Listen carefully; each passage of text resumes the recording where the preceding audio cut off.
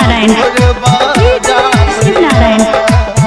बीना मधुर बाजा भैया मैया सरस्वती रूपवा सोहावन लागैया हो भैया मैया सरस्वती रूपवा सोहावन लागैया कमल सिंहासन शोभे माँ के कमल सिंहासन शोभे माँ के बीना मधुर बजाबैया यो बीना मधुर बजाबैया मैया सरस्वती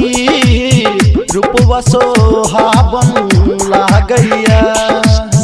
कमल सिंहासन शोभे माँ के बीना मधुर बजाबैया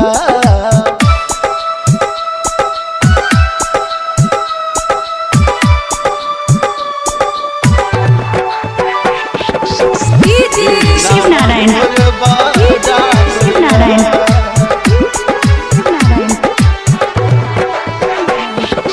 देखू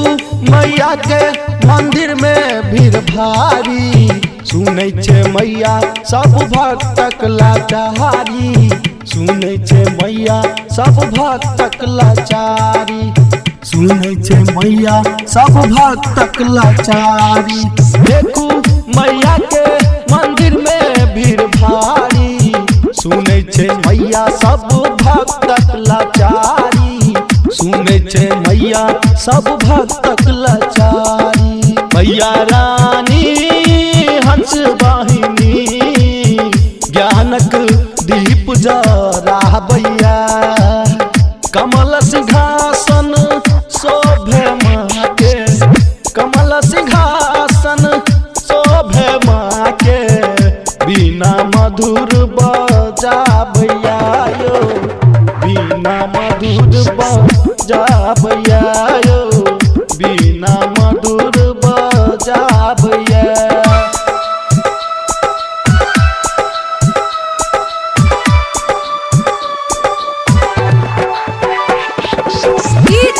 शिव नारायण शिव नारायण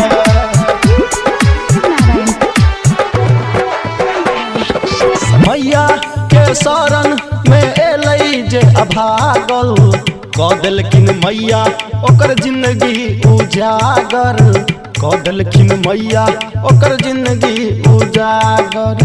कऽ देलखिन मैया ओकर जिंदगी उजागर मैया के शरण में एलै जे अभागल कऽ देलखिन मैया ओकर जिंदगी उजागर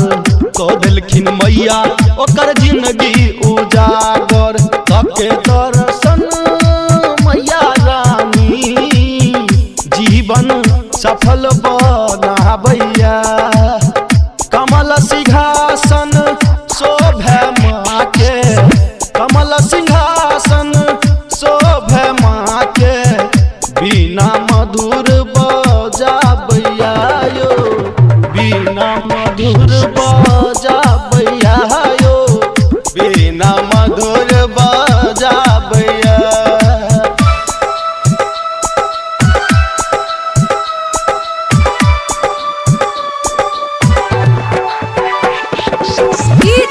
शिव नारायण शिव नारायण